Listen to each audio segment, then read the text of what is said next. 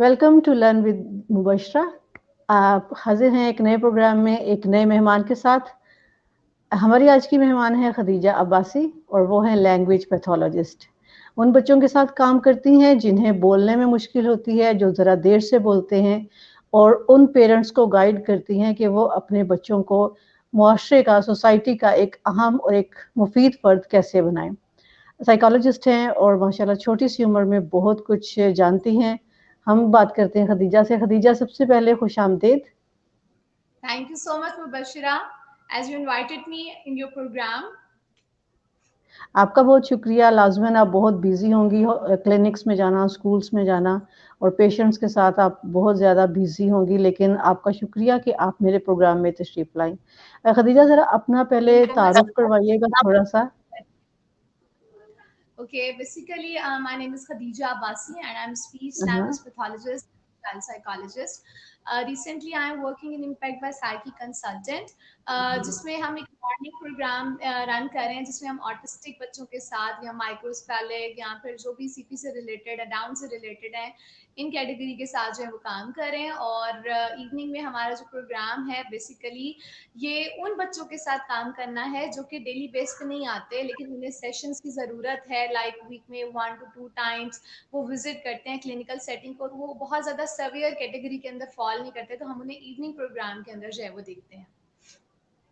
Okay Khadija, ये autism जो है, आपके ख़्याल में किस वजह से बच्चे जो है वो इसका शिकार होते हैं? बच्चे जो हैं वो देर से या फिर ना बोलना, जो उनकी क्या रीज़न हो सकती है? अच्छा, इसको मैं थोड़ा सा यूँ इलाबोरेट करूँगी कि ऑटिज़्म जो है ना बेसिकली एक कम्युनिकेशन डिसऑर्डर है, जिसमें जो ऑटिस्टिक बच्चा है वो कम्युनिकेट नहीं करना चाहता। वो अपने आप को एक सोशल एनिमल कंसीडर नहीं करता। जिस तरह से हम लोगों को अच्छा लगता है कि हमारी सराउंडिंग में लोग हैं और हमने उनसे बात करनी है।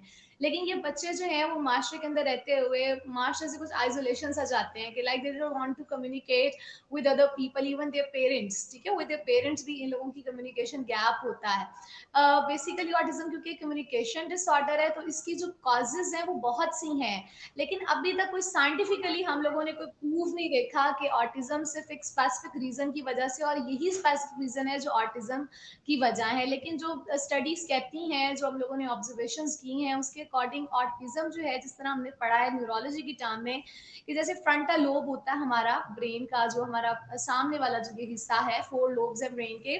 जो फ्रंटल लोब है वहां पर कहते हैं कि जो न्यूरॉन्स हैं उनकी जो क्वांटिटी है वो ज्यादा होती है एक नॉर्मल ब्रेन डेवलपमेंट में।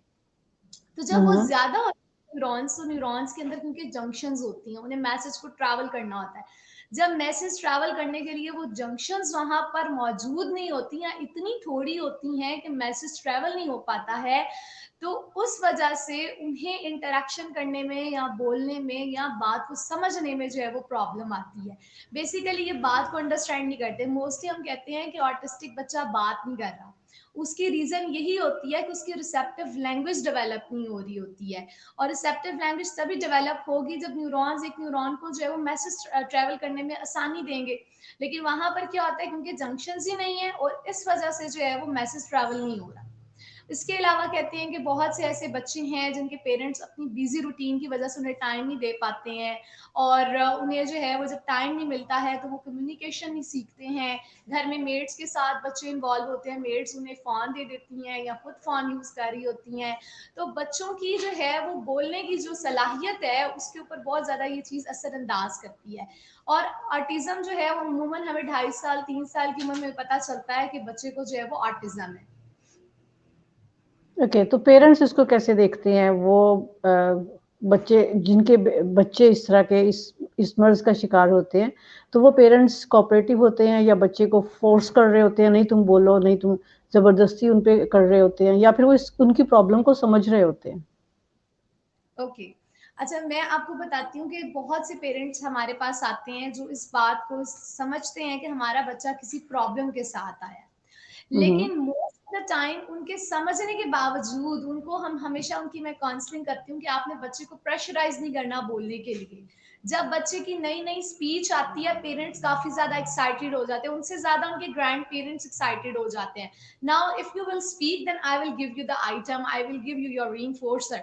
तो वहां पर हमेशा मैं उनको कहती हूँ कि आपने उन्हें फोर्स नहीं करना। क्यों? क्योंकि ऑटिस्टिक बच्चा आपसे कम्युनिकेट नहीं करना चाहता। अगर स्पीच डिले का केस है वो डिफरेंट है। अगर हमारे पास माइक्रोस्पेलिक आ जाता है तो वो अप्रेक्सिया के साथ है, मोटर कोऑर्डिनेशन ब्रेन में नहीं हो रही, वो डिफरेंट केस है। हर केस की जो नेचर है वो डिफरेंट है। तो जो आपको स्पीच थेरेपिस्ट गाइड कर रहा होता है जिस तरह से, आपको बहुत ज्यादा आपके लिए जरूरी है कि आप सिर्फ उसकी इंस्ट्रक्शंस को सुने। पेरेंट्स समटाइम कहते हैं कि ठीक है हम घर जाके फोर्स नहीं करेंगे, हम इसी तरह से स्ट्रेटजी अप्लाई करेंगे, लेकिन मोस्ट ऑफ द टाइम देखने को मिलता है कि यहाँ तो पेरेंट्स काम नहीं करते, या इतना काम करते हैं कि जो बच्चा बोलना शुरू करता है वो बात नहीं करना चाहता, लेकिन जब हम उन्हें फोर्स करते हैं तो वो बिल्कुल ही बात करना छोड़ देता है और फिर दोबारा से रिग्रेशन में चला जाता है। ओके। तो अब जैसे ये पिछले दिनों कोविड था, फिर अब फिजिकली हमें एक दूसरे से डिस्टेंस रखना था, तो क्या फिर इसके लिए ऑनलाइन थेरेपीज हैं? तो ऑनलाइन फिर आप कैसे करवाती हैं? अच्छा, ऑनलाइन थेरेपी के लिए भी फिर हम अपना मटेरियल जो है वो डेवलप कर लिया था। जिस तरह हम लोगों ने जब कोविड आया था, हम्म। क्योंकि मैं टेलीथेरेपी भी देती हूँ और अपने क्लिनिक की तरफ से भी हमें जो है वो सेशंस जो है वो देने पड़े ऑनलाइन। तो मैंने हमेशा उसके लिए अपना एक फोल्डर बना लिया कि जिसके अंदर मैंने अपना जितना मेरा मटेरियल था उसको सॉफ्ट कॉपी के अंदर जो है वो सेव कर लिया। फिर वहां पर जो भी बच्चे का हम आईपी डेवलप किया होता है हम लोगों ने असेसमेंट के थ्रू, या जिस तरह से भी हम लोग ऑनलाइन असेसमेंट की होती है या फिर फिजिकली हम लोगों ने वहां पे लाइव की होती है, उसके अकॉर्डिंग जो हमारा एक आईपी डेवलप होता है हम उसकी इम्प्लीमेंटेशन ऑनलाइन कर रहे होते हैं। लाइक कि अगर बच्चे को आज हमने सिखाने सीक्वेंसिंग कार्ड, तो फिर सीक्वेंसिंग कार्ड की हम्म। अब जब आपके पास पेशेंट लाइव आता है, फिजिकली अपेयर होता है, तो तब सीक्वेंसिंग सिखाने का डिफरेंट मेथड है। लेकिन जब वो आपके साथ ऑनलाइन आएगा तो वहां सिखाने के लिए डिफरेंट मेथडोलॉजी यूज करनी पड़ेगी, क्योंकि हर बिल्कुल। चीज आप इसी स्ट्रेटेजी के साथ नहीं सिखा सकते। तो मैं हर बच्चे के लेवल के अकॉर्डिंग हमेशा मैं ये नहीं करती कि गूगल पे जाती हूँ, गूगल पे जाके सर्च करती हूँ कि अच्छा अब नई स्ट्रेटेजी क्या होगी। मैं अपनी खुद से स्ट्रेटेजी हर बच्चे के अकॉर्डिंग प्लान करती हूँ। हम्म। मसलन। अच्छा, मसलन जैसे कि फर्ज कर लें कि अब हमारे पास एक कॉन्सेप्ट है कि हमने आप बच्चे को आज क्लॉक सिखानी है, that is a common noun hmm. Furniture item. हमने आज उसको हम्म। क्लॉक सिखानी है। अगर मैं उसको क्लिनिक पे सिखाऊंगी तो मैं उसको फ्लैश कार्ड में सिखाऊंगी, उसको सराउंडिंग में ज्यादा से ज्यादा सिखा दूंगी कि पॉइंट आउट द क्लॉक। लेकिन वही चीज बिल्कुल। अगर मैंने ऑनलाइन सिखानी है तो मेरे लिए बड़ी इंटरेस्टिंग हो जाएगी। शुरू में तो शायद बहुत से स्पीच पैथोलॉजिस्ट और थेरेपिस्ट को बहुत मुश्किल लग रहा हो, लेकिन मैंने इस चीज को बहुत एंजॉय किया कि मैंने डिफरेंट वीडियोस क्लॉक से रिलेटेड निकाली, कोई डिफरेंट राइम्स निकाली क्लॉक से रिलेटेड, और बच्चे ने ना सिर्फ क्लॉक सीखा बल्कि उसकी सराउंडिंग में जितनी भी फर्नीचर आइटम्स थे बच्चे ने उसको लेबल भी किया, उसको पॉइंट आउट भी किया, और उनको भी उसने अपने इन्वायरमेंट के अंदर जनरलाइज करना सीख लिया। तो ये तो मजे की बात है। उसमें खदीजा, अभी आपने जिक्र किया टेलीथेरेपी का, ये क्या है? जी जी। टेलीथेरेपी बेसिकली हम ऑनलाइन थेरेपी को कहते हैं। जैसे कि बहुत से लोग ओके। हैं जो फॉरेन कंट्रीज में हैं, वो हमें जी जी। अप्रोच नहीं कर सकते। जैसे कि कोविड के अंदर मुझे बहुत से लोगों ने इंस्टाग्राम से अप्रोच किया, जैसे किसी ने स्कॉटलैंड से अप्रोच किया, जैसे किसी ने मुझे थाईलैंड से अप्रोच किया, किसी ने दुबई से, कुवैत से, सऊदीया से, कि हमारे बच्चे को ये मसले मसाइल हैं, हम इसको किस तरह से कर सकते हैं, हमारे यहाँ पे सेंटर बंद हो गए हैं। तो जो भी मैं जिस तरह से भी उनको हेल्प प्रोवाइड कर सकती थी मैंने उनको फ्री ऑफ कॉस्ट भी प्रोवाइड की, और जो सेशंस लेना चाहते थे मुझसे पर्सनली डेली बेस पर मैंने उनको वो भी प्रोवाइड किए। देखिए, तो खदीजा, ये जो बच्चे हैं, इनका फ्यूचर क्या होता है? अब हम ये तो नहीं कह सकते कि 100% ठीक हो जाते हैं, ज़ाहिर है 100% तो नहीं हो सकते। तो फर्दर कितनी इम्प्रूवमेंट होती है फिर आगे फ्यूचर में? उनके लिए क्या स्कोप्स होते हैं, वो प्रोफेशंस के हवाले से, या फिर अपनी उनकी जो पर्सनल लाइफ है वो किस हद तक कामयाब होती है या किस हद तक फ्री ऑफ वरीज होती है? अच्छा मुबशरा, आपका क्वेश्चन बहुत ही ज्यादा अच्छा और इंटरेस्टिंग है, और बहुत से पेरेंट्स ये क्वेश्चन करते हैं। मुझे आपका क्वेश्चन बेसिकली आप ये समझ लें सब ओके। पेरेंट्स की दिल की आवाज है ये क्वेश्चन। लेकिन मैं आपसे सिर्फ ये पूछना चाहती हूँ कि आप क्या सिर्फ ऑटिस्टिक बच्चों की बात कर रही हैं या अदर डिसऑर्डर्स को भी आप इसमें इंक्लूड कर रही हैं? अब फिलहाल तो क्योंकि हम आप ऑटिज्म के हवाले से ही बात कर रही हैं, या स्पीच जो जिनको स्पीच प्रॉब्लम है उनके हवाले से हम बात कर रहे हैं, तो वो जो बच्चे जो बोल नहीं सकते या जिन्हें मुश्किल है बोलने में या जो कम बोलते हैं, उनका फिर आप बताइए कि उनके लिए फ्यूचर में फर्दर क्या फिर स्कोप्स हैं? अच्छा, मैं आपको ऑटिज्म से रिलेटेड बता देती हूँ, क्योंकि जो हम हम्म। स्पीच की बात करते हैं ना, स्पीच जी स्पीच जी। हर डिसऑर्डर में स्पीच के लेवल्स डिफरेंट हैं। ओके। अगर अप्रैक्सिक बच्चा है तो ये उस पर डिपेंड करता है कि क्या किसी दिन उसका ब्रेन डेवलपमेंट के अंदर कोऑर्डिनेशन होगी या नहीं होगी। अगर डिसार्थिक बच्चा है तो उसके मसल्स की वीकनेस पे डिपेंड करता है, और आपकी ओटी पे डिपेंड करता है कि वो उसके साथ कितना ज्यादा ओरल मोटर एक्सरसाइजेस वगैरह करवाती है, मसाजेस देती है, और उसमें कितनी इंप्रूवमेंट आती है। हेयरिंग के ओके। लिए एक डिफरेंस जो है वो हमारे पास जो है वो नजर आएगा। तो मैं आपको ऑटिज्म में रहते हुए, क्योंकि ऑटिस्टिक बच्चे बहुत ज्यादा हैं इस वक्त हमारे डिसऑर्डर्स में, हम देखें तो मैं आपको उसके अकॉर्डिंग बता देती हूँ कि जैसे ऑटिज्म के अंदर भी हमारे पास जो है ना क्राइटेरियाज हैं कि कोई माइल्ड है, कोई बॉर्डर लाइन है, कोई मॉडरेट है, कोई सिवियर है। अब जी। जो बॉर्डर लाइन और माइल्ड हमारे पास ऑटिज्म की कैटेगरीज हैं, जब हम इनको देखते हैं तो ये बच्चे अपनी जिंदगी में कहीं ना कहीं जाके कोई फंक्शनल स्किल्स जो है ना वो उनके अंदर आ जाती हैं, और ये करियर भी बनाते हैं। जैसे ओके। बहुत से हमारे पास हम ऑटिस्टिक बच्चे देखते हैं जो आज डॉक्टर्स भी हैं, कोई लॉयर भी है, और वाह। इसी तरह साइंटिस्ट भी हैं। तो इनका करियर है, अगर इन पे बिल्कुल ठीक तरीके से काम किया जाए बॉर्डर लाइन और माइल्ड के ऊपर, तो ये कहीं ना कहीं जाकर अपनी फंक्शनल स्किल्स की बेस पर ये कोई करियर चूज करते हैं और उसमें सक्सेसफुल भी रहते हैं। लेकिन जब हम मॉडरेट टू सवेयर की बात करते हैं तो वहां पर डेफिनेटली हम हमारी कोशिश होती है कि हम इन्हें एटलीस्ट इतना काबिल बना दें कि ये खुद को संभाल सकें, अब बोलने में भी ये अपनी जरूरत एटलीस्ट बता सके। हम्म। सही। तो खदीजा, पाकिस्तान में जो जैसे आप हैं, यंग डॉक्टर्स जो हैं वो क्या रेशो है जो इस फील्ड की तरफ आना चाह रहे हैं? अमूमन एमबीबीएस डॉक्टर जो है वो लोग ज़्यादा पसंद करते हैं कि हम उस मेडिकल में जाएं, लेकिन जाहिर है ये भी मेडिकल का ही एक डिपार्टमेंट है। तो एग्जैक्टली। किस हद तक जो क्या रेशो है, कितने लोग इस तरफ आना चाहते हैं? अच्छा, मैंने देखा है कि पाकिस्तान में स्पीच लैंग्वेज पैथोलॉजिस्ट अभी इतने ज़्यादा नहीं है, लेकिन बाहर की कंट्रीज़ के अंदर बहुत ज़्यादा प्रोफेशनल है स्पीच लैंग्वेज पैथोलॉजिस्ट। हम्म। और ये प्रोफेशन वहाँ पर सबसे ज़्यादा इस वक्त जो है वो टॉप लिस्ट के अंदर है। क्यों? क्योंकि वहाँ पर ये जो ऑटिज्म जैसी बीमारी है, यहाँ हम्म। स्पीच के जो केसेस हैं, स्पीच डिले के, वो बढ़ते ही जा रहे हैं। तो वहाँ हम्म। पर प्रोफेशनल्स बहुत ज़्यादा हैं, और वो डे बाय डे अपनी स्किल्स को इम्प्रूव भी कर रहे हैं। पाकिस्तान के ओके। अंदर जो है हम देखें तो साइकोलॉजिस्ट इस वक्त बहुत ज्यादा हैं, और साइकोलॉजिस्ट को हम्म। मैं एडवाइस कर सकती हूँ, मुझे नहीं पता, डेफिनेटली हर कोई अपनी फील्ड में अच्छा ही काम कर रहा है, लेकिन ये कि अगर हम डेली बेस पे कुछ ना कुछ स्टडी करें और कुछ ना कुछ क्रिएटिव करें, तो हम अपनी नॉलेज की बेस पे इन बच्चों को और ज्यादा इम्प्रूव कर सकते हैं। क्योंकि हम स्टडी नहीं करते, हम एक ही आईपी फॉलो करते जाते हैं, और हम नहीं देखते कि हमने बच्चे को किस लेवल ऑफ अंडरस्टैंडिंग के ऊपर चेक करना है, और कहाँ से उनकी हम्म। जो है वो पर्सनल फिजिकल और जो भी ग्रूमिंग्स है वो करनी है। इसी तरह जो स्पीच लैंग्वेज पैथोलॉजिस्ट है इस वक्त पाकिस्तान में काम है, लेकिन काफी लोगों का इंटरेस्ट इस फील्ड में भर रहा है, क्योंकि इस वक्त पाकिस्तान में भी स्पीच के इश्यूज बहुत ज्यादा बढ़ते जा रहे हैं।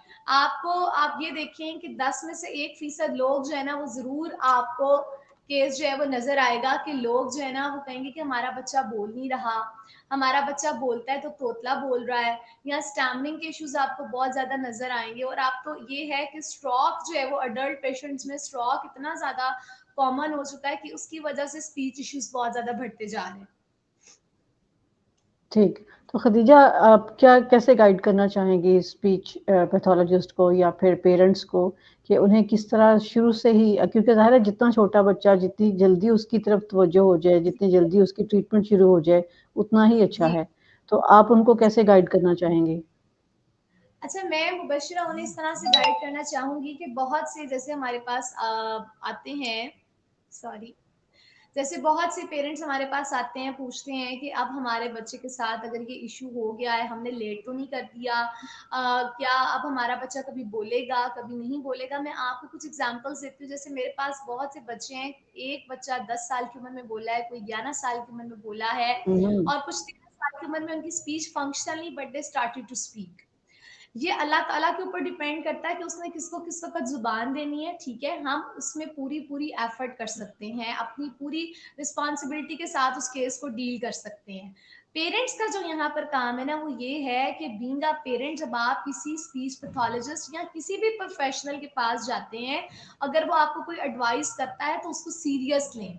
उसको ये मत समझे चलें ठीक है हम ऐसा करते हैं, हम 2 महीने वेट कर लेते हैं, होपफुली स्पीच आ ही जाएगी। या मोस्टली ये होता है कि ग्रैंड पेरेंट्स कहते हैं पंजाबी के अंदर की उड़ी ते आई सी 5 साल पहले, तो इस तरह से कमेंट्स, तो वो 5 साल पहले आई थी, 5 साल बाद आई थी, कोई बात नहीं, कोई फर्क नहीं पड़ता, ये भी बोल पड़ेगा। एक मदर होती है जो कि सारे घर को फोर्स करने पे तुली होती है कि नहीं मेरे बच्चे के साथ कोई मसला है, नहीं मेरे बच्चे के साथ कोई मसला है, बाकी सारा घर उसके अगेंस्ट होता है। उसे थेरेपी पे आना आता है, लेकिन उससे पहले उसे काफी चीजें जो है ना वो हैंडल करके घर पे आनी पड़ती हैं। तो ये चीजें कि हमारी सोसाइटी के अंदर ना, हमारे घर के अंदर भी ये ट्रेंड जो है ना कि दूसरे को सपोर्ट ना करना और ये सोचना कि अच्छा नहीं भाई सही हो जाएगा, उसको तसल्लियां देते रहना। देखिए कोई भी चीज तब तक नहीं होती जब तक हम खुद स्ट्रगल नहीं करते। तो बीइंग अ बिल्कुल। पेरेंट, आप लोग सबसे पहले इस चीज को सीरियस लें, और सीरियस इस तरह से लें कि थेरेपी करवानी है तो करवानी है। फिर चाहे शादी है, चाहे कोई भी इवेंट है आपका, आपने उसको बाद में अटेंड करना है, पहले आपने सेशन में रेगुलर रहना है। ठीक। तो खदीजा कोई बताएँगी कोई एग्ज़ाम्पल, कोई बच्चे जो है वो थेरेपी के बाद जब उन्होंने बोलना शुरू किया तो उनकी क्या फीलिंग्स होती हैं? पेरेंट्स की क्या फीलिंग्स होती हैं? पेरेंट्स की पेरेंट्स की और फीलिंग बच्चों तो की? जी। हाँ, अच्छा बच्चों को तो उनके जो बच्चे सेंसिबल हैं, उनको तो डेफ़िनेटली समझ आता है कि हमने कुछ बोला है, और जब उनको उनका रीइन्फोर्सर मिलता है, उनके बोलने पर एप्रिसिएशन मिलती है, तो definitely they get more excited to take this ना। लेकिन बीइंग अ स्पीच पैथोलॉजिस्ट, मैं अपना भी शेयर करूँगी कि जब मेरा कोई भी बच्चा एक वर्ड बोलता है, सबसे पहले तो हुँ, आई हुँ। जस्ट ट्राई प्रे सम नफल्स के अच्छा आज मैं अपना केस स्टार्ट करने वाली हूँ। तो अल्लाह ताला मुझे उसमें कामयाबी देना, अगर ये मेरे लिए आसानी है और इस बच्चे के लिए इसमें आसानी है, तो डेफ़िनेटली ये केस मेरे पास रहे और इसमें मैं कामयाब हूँ। और जब मेरा कोई बच्चा बोलता है तो मैं बहुत ज़्यादा अल्लाह ताला से थैंकफुल होती हूँ कि आपने मुझे इस काबिल बनाया कि मेरी वज़ह से इसकी जो ये तकलीफ़ है या इसके पेरेंट्स की जो तकलीफ़ है वो कम हुई है। और जो पेरेंट्स की एक कंडीशन होती है, उनकी जो स्टेटमेंट सही। उस वक़्त आती है कि Khadija you are just like angel for us, कि आपकी वजह से हमारे बच्चे ने एक लफ्ज बोलना शुरू कर दिया, ये अपनी नीड बता सकता है, इससे पहले रोता था, चीखता था, खुद को मारता था, बाइट करता था, आज ये अपनी नीड बता सकता है। तो पेरेंट्स की जो डेफिनेटली एक एक्साइटमेंट होती है, और जिस तरह से वो रोते हैं और जिस तरह से वो प्रेज करते हैं और थैंकफुल होते हैं, वो आपने अब लफ्जों में बयान नहीं कर सकती, क्योंकि पेरेंट्स जो है ना वो बहुत ज्यादा अपसेट होते हैं। सही। खदीजा आपका फ़र्दर आपके क्या प्लान्स हैं? आप इसी में कंटिन्यू करेंगी? अब्रॉड जाके फ़र्दर स्टडीज़ करना चाहेंगी? आपके क्या गोल्स हैं? अच्छा, मेरे तो गोल्स फिलहाल यही हैं कि मैं स्टडी तो साथ-साथ करती ही रहती हूँ। हर डे मैं कुछ ना कुछ हुँ, हुँ। पढ़ती हूँ, स्टडी करती हूँ। ज़रूरी नहीं कि आपको पढ़ने के लिए अब्रॉड जाना पड़े या किसी भी एजुकेशनल सेक्टर्स के साथ एफ़िलिएट होना पड़े। मेरा गोल ये है कि मैं जहाँ पर भी मुझे मौका मिले, मैं इन बच्चों के साथ काम करूँ, स्पेशल फ़ील्ड के अंदर जो भी है, मैं अपना जो भी सर्विस प्रोवाइड कर सकती हूँ, जैसे भी सोसाइटी को हेल्प आउट कर सकती हूँ, मैं करूँ। मैं इंस्टाग्राम पे डिफरेंट वीडियोस बनाती हूँ, डिफरेंट वीडियोस शेयर करती हूँ, ताकि वो पेरेंट्स जो थेरेपी अफोर्ड नहीं कर सकते या जिन्हें थेरेपी लेने के लिए काफ़ी चीज़ों को फेस करना पड़ता है, किसी को परमिशन नहीं मिल रही है, तो वो लोग घर बैठ के अपने बच्चों के साथ एटलीस्ट उसी तरीके से काम कर सकें। क्योंकि बहुत से ऐसे कॉन्सेप्ट्स हैं, क्योंकि ऑटिस्टिक बच्चे को सिखाने के लिए ना आपको एक साइंटिफिक अप्रोच जो है वो यूज़ करनी पड़ती है। और चाहे वो कोई और डिसऑर्डर भी हो, हर तरह बिल्कुल। से आपको कोई ना कोई ऐसी स्ट्रैटेजी निकालनी पड़ती है कि पेरेंट्स को घर बैठ के आसानी, क्योंकि ये गूगल पे आपको स्पीच थेरेपी का मटेरियल गूगल पे आपको नहीं मिलता। आपने अपनी क्रिएटिविटी से चीज़ों को प्लान करना होता है। सही। तो खदीजा जब से आप इस डिपार्टमेंट में हैं तो आपकी क्या ऑब्ज़र्वेशन है? हर साल के साथ, वक़्त के साथ-साथ इसमें पेशेंट्स में इज़ाफ़ा हो रहा है या फिर एक स्टेबल किस्म की रेशो है?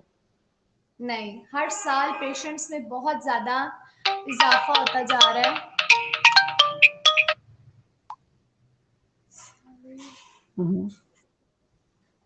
सॉरी। हर साल पेशेंट्स में जो है वो इजाफा होता जा रहा है, ठीक है, डिसऑर्डर्स इंक्रीज होते ही जा रहे हैं।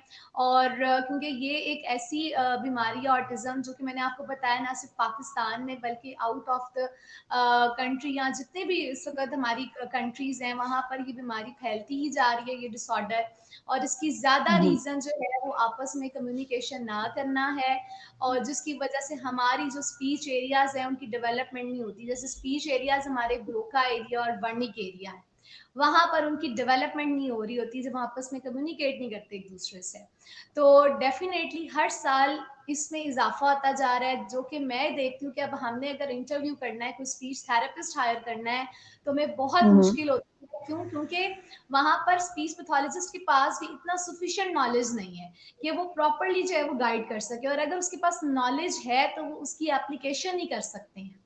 तो एप्लीकेशन भी हाँ, बहुत इंपॉर्टेंट होती है। किताबें पढ़ना, डेफिनेटली किताबें पढ़ेंगे तो समझ में आएगी, लेकिन एप्लीकेशन जो है ना वो हमें किस तरह जर्नलाइज करना है वो बहुत इंपॉर्टेंट है। सही। Thank you so much Khadija, आप इतना अच्छा बोलती हैं कि आपको स्पीच पैथोलॉजिस्ट ही होना चाहिए था। एंड आई एम श्योर कि बच्चे जो हैं वो आपसे मिलके, आपसे बात करके ज़रूर खुश होते होंगे। बहुत मोर पावर्स एक्साइटेड टू यू। हूँ। जी, आपसे मिलके बहुत अच्छा लगा। तो इंशाल्लाह होप कि आप इसमें मज़ीद फर्दर आगे जाएँगी, मज़ीद जी, आपको तरक्कियात मिलेंगी। Thank you so much Mubashra, thank you so much, take thank you care. So much, thanks for coming. आपका फोकस बहुत अच्छा है ओके, जिससे आप अपना ख्याल को रखिएगा। अल्लाह हाफ़िज़। जी जी, thank you so much, thank you. Thank अल्लाह हाफ़िज़। अल्लाह हाफिज।